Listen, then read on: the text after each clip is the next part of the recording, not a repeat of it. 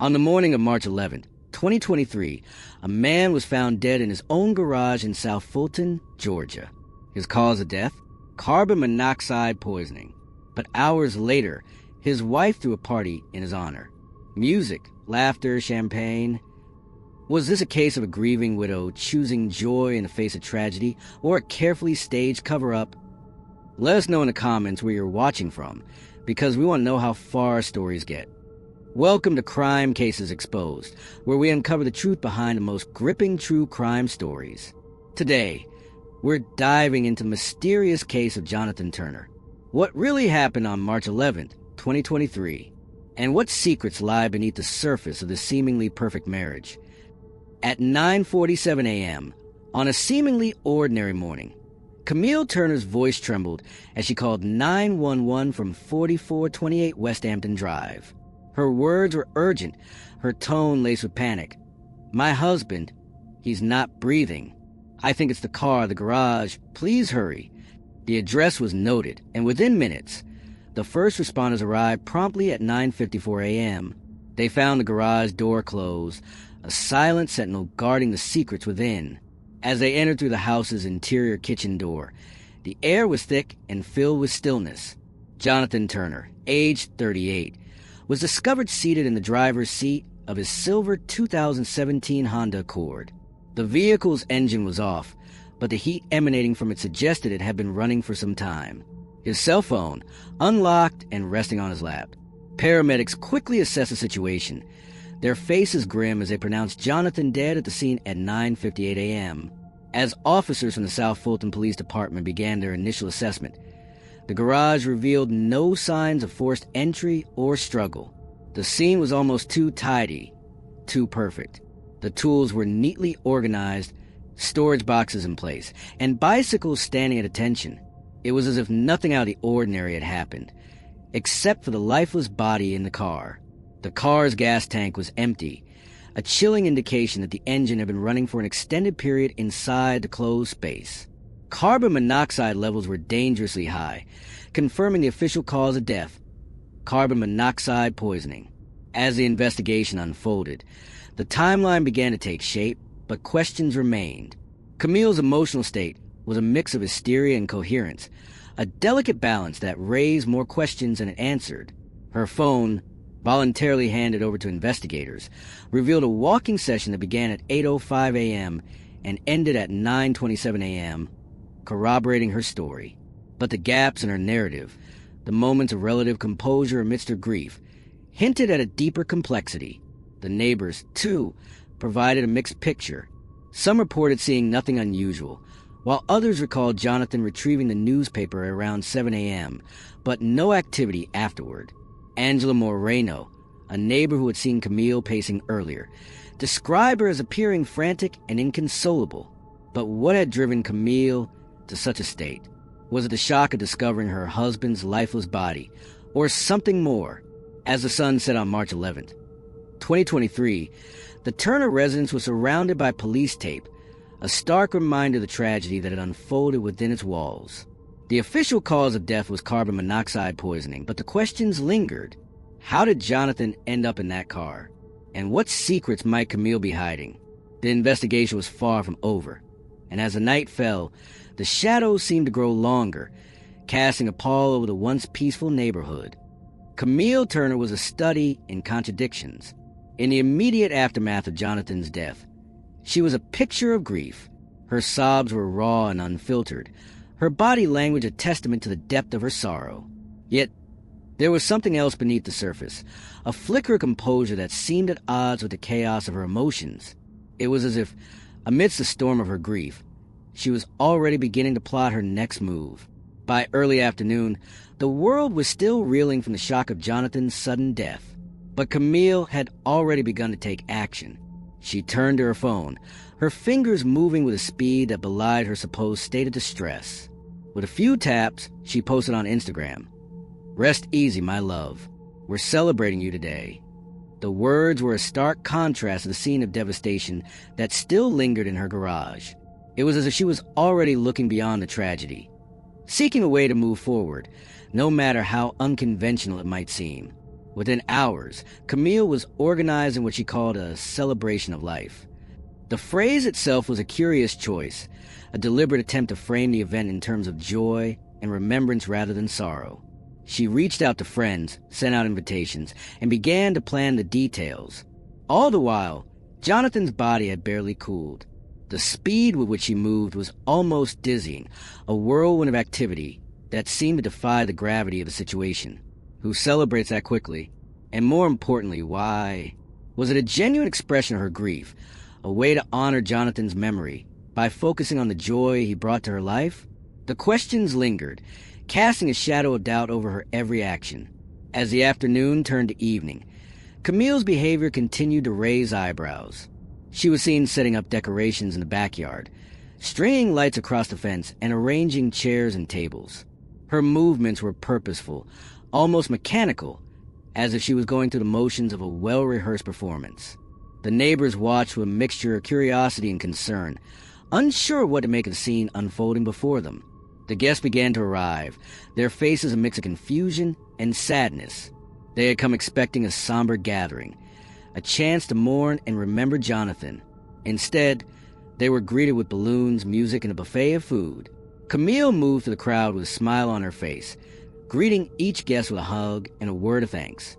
Her demeanor was upbeat, almost cheerful, a stark contrast to the heavy atmosphere that had settled over the neighborhood. As the night wore on, the celebration took on a life of its own. People danced, laughed, and raised their glasses in toast to Jonathan.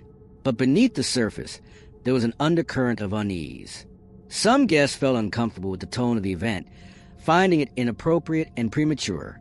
Others, however, seemed to embrace the spirit of the gathering, seeing it as a way to honor Jonathan's memory in a unique and meaningful way. In the midst of it all, Camille stood out.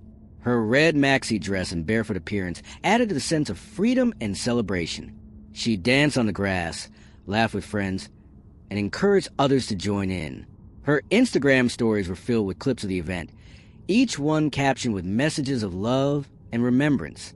But there was something about her behavior that didn't quite add up. The speed with which she had organized the celebration, the way she seemed to revel in the attention, it all pointed to a deeper complexity. Not everyone was comfortable with the tone of the gathering. One anonymous guest later described the event, saying, "It felt wrong, like we weren't supposed to be there." But she was smiling.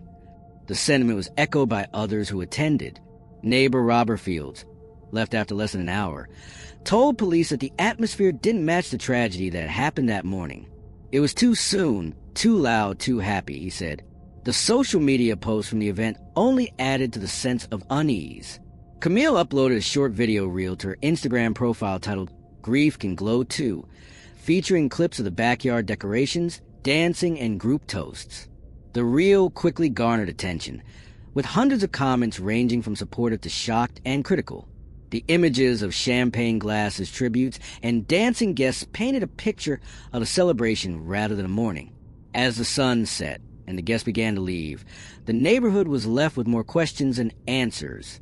The celebration of life had been a spectacle, a display of joy in the face of profound loss. But beneath the surface, there was a sense of unease, a feeling that something was amiss. The line between grief and celebration had been blurred, and the true intentions behind the event remained a mystery. Jonathan Turner was a man known for his calm demeanor and unwavering dedication to the students at Fairburn High School, where he worked as a guidance counselor. His colleagues often spoke of his patience and his ability to connect with even the most troubled of youth. He had a master's degree in counseling psychology from Georgia State University and had been working in education for over 14 years. To many, he was the epitome of a compassionate and dependable figure. Camille Turner, on the other hand, was a wellness coach and an Instagram influencer, known by her handle at Soul Space Living. Her content focused on wellness practices, minimalist home design, and a concept she frequently promoted called grief-positive spirituality. She had a following of a little above 18,000 by early 2023, and her posts often depicted a life of serenity and mindfulness. She worked part-time as a property manager for Brookstone Realty Group, overseeing a small portfolio of rental homes in South Fulton and College Park. On the surface, Their marriage seemed like a perfect blend of their individual passions and pursuits. They were often seen together at local community events, their smiles captured in photographs posted on social media. They participated in volunteer activities organized through their church, the South Fulton Community Fellowship, and appeared to be a model couple. However, beneath the polished exterior, there were signs of strain. Sources close to the couple revealed that their marriage had grown cold over time.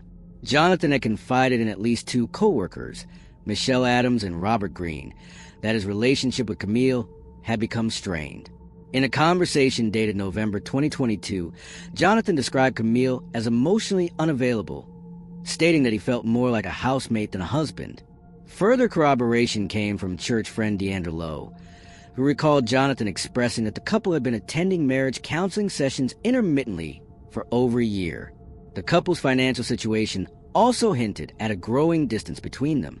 Financial records obtained through subpoena indicated that Camille had opened a separate bank account in her name only. Transfers from a joint account into this private account began in late October 2022 and totaled approximately $11,400 by February 2023.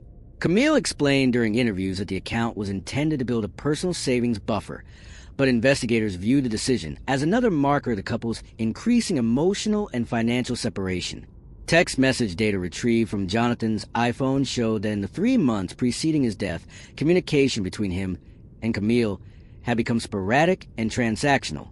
The messages were often limited to logistics about bills, grocery lists, and property management updates. Despite these undercurrents, there were no reports or evidence suggesting physical altercations, threats, or overt hostility between Jonathan and Camille. Their friends described the tension as emotional distance rather than domestic conflict.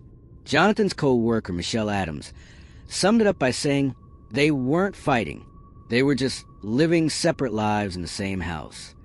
This description painted a picture of marriage that had slowly eroded over time, leaving behind a sense of detachment and disconnection. The couple lived together, but financially, they were drifting apart. The separate bank account, the infrequent communication, and emotional distance all pointed to a relationship that was struggling to stay afloat.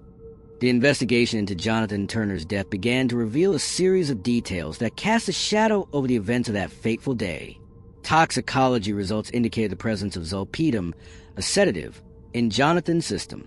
This was a significant finding, as Jonathan had no prescription for the medication. The concentration was a little more but not lethal, but it was enough to cause significant drowsiness and disorientation. This raised a critical question. How did the sedative find its way into Jonathan's system? A look deeper, investigators uncovered Camille's internet search history, which painted a darker and more complex picture. In the weeks leading up to Jonathan's death, Camille had conducted a series of searches that seemed eerily prescient. Queries such as sleeping aid overdose plus car exhaust and insurance payout after death were found on both her laptop and iPhone. These searches, conducted between February 8th and March 5th, 2023, suggested a level of planning and forethought that was difficult to reconcile with the image of a grieving widow. Perhaps the most alarming detail emerged when investigators discovered a call Camille had made to Monarch Life Insurance. The call was placed at 11:03 a.m. on March 11th, less than 2 hours after she had dialed 911 to report Jonathan's unresponsiveness. During the conversation, Camille inquired about the timeline for processing a life insurance payout and asked specific questions about direct deposit options and expedited services. The claims adjuster, Benjamin Carter, reported his concerns to the police, noting the unusual timing and the businesslike demeanor Camille exhibited during the call. Who thinks of life insurance?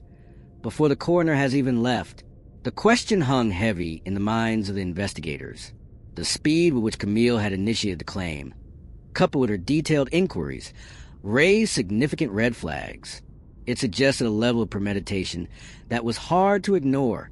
Further investigation revealed that Jonathan had a $500,000 life insurance policy issued in 2019, with Camille listed as the sole beneficiary.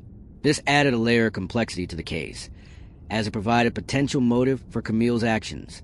The combination of the sedative in Jonathan's system, the method of death, and Camille's early inquiries into the life insurance payout created a narrative that was difficult to dismiss.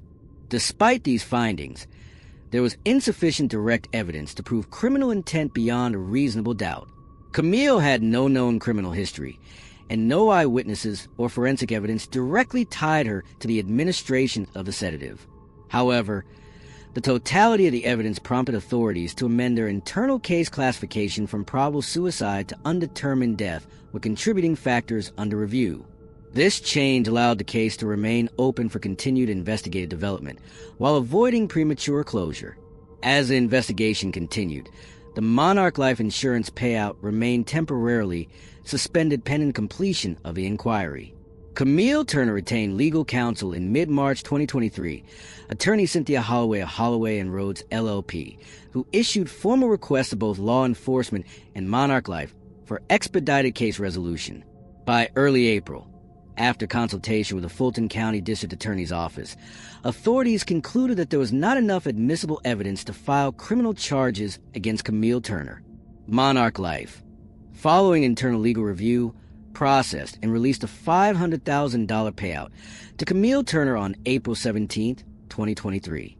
The investigation into Jonathan Turner's death uncovered a series of disturbing details that raised more questions than they answered. The presence of an unprescribed sedative in Jonathan's system, Camille's suspicious internet searches, and her early inquiries into life insurance all pointed to a level of premeditation that was hard to ignore.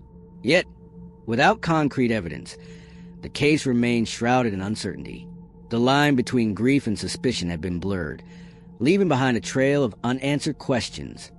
In an attempt to distance herself from the controversy, Camille relocated to Asheville, North Carolina, and purchased a 2-bedroom condominium in downtown Asheville under her own name. She also rebranded her Instagram account, Soul Space Living, shifting its focus from grief and loss to themes of empowerment, rebirth, and healing. One video posted on May 2nd, 2023, titled, "What Healing Looks Like," showed Camille on a rooftop at sunset in Asheville, holding a glass of wine and dancing to Solange's Cranes in the Sky. The video quickly went viral, amassing over 50,000 views within 3 days. However, not all responses to Camille's new life trajectory were positive. Nicole Turner, Jonathan's sister, filed a wrongful death civil suit against Camille. In the complaint, Nicole alleged that Camille had manipulated Jonathan emotionally and had benefited financially from his death. The suit cited Camille's early insurance inquiries, the rapid planning for cremation, the backyard celebration, the toxicology findings, and Camille's internet search history as evidence of premeditated behavior inconsistent with natural grief. Camille, through her attorney Cynthia Holloway, issued a formal response. "My client denies all allegations and has suffered enough," Holloway stated. Camille maintained that Jonathan's death was a personal tragedy compounded by public misinterpretation and character assassination. The once supported community now viewed her with suspicion and distrust. Due to the backlash from the case Jonathan's sister made and the turn on her on social media, she was forced to deactivate her socials. The internet, with its long memory and penchant for speculation, did not forget the events surrounding Jonathan's death. The memorial bench installed outside Fairburn High School, where Jonathan had worked as a guidance counselor, was vandalized in June 2023. The word "liar" was spray-painted across the plaque bearing Jonathan's name. Surveillance footage from the school did not identify a perpetrator, and no formal charges were filed. However, the act symbolized a lingering anger and distrust among those who had known and respected Jonathan. The legal and social aftermath of Jonathan Turner's death continued to unfold, with each new revelation adding another layer to the already complex story. The wrongful death civil suit filed by Nicole Turner kept the case in the public eye, while Camille's attempt to rebuild her life in Asheville were met with mixed reactions. The internet, ever vigilant, continued to scrutinize every detail, every move, and every statement made by those involved.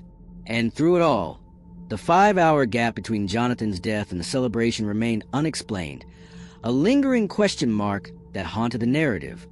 As the dust settled on the investigation into Jonathan Turner's death, a series of unanswered questions lingered like shadows, casting doubt and suspicion over the entire case. Why had Camille requested a fast cremation, bypassing the traditional funeral services?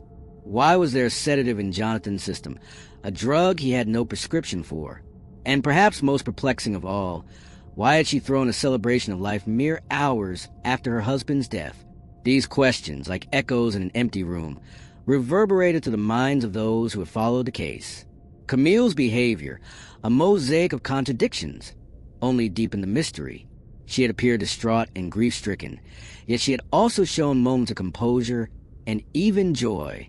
Her early inquiries into life insurance, her rapid planning for the celebration, and her internet searches all pointed to a level of premeditation that was hard to reconcile with the image of a grieving widow. As we reach the end of this chilling tale, let's take a moment to recap the key points. A man dead, a party thrown, a widow walking free. Was it grief, guilt, or a carefully hidden crime? The questions remain, and the answers are elusive. We want to hear from you. Do you think justice was served? Was Camille Turner a grieving widow seeking solace in the face of tragedy, or was she something more? Let us know in the comments below. Share your thoughts, theories, and insights. Your perspective matters, and together, we can continue to unravel the mysteries that demand answers. And don't forget to subscribe for more deep dives into cases that demand answers. Stay tuned for more stories that will keep you on the edge of your seat, questioning what you thought you knew. Until then, stay safe, stay curious.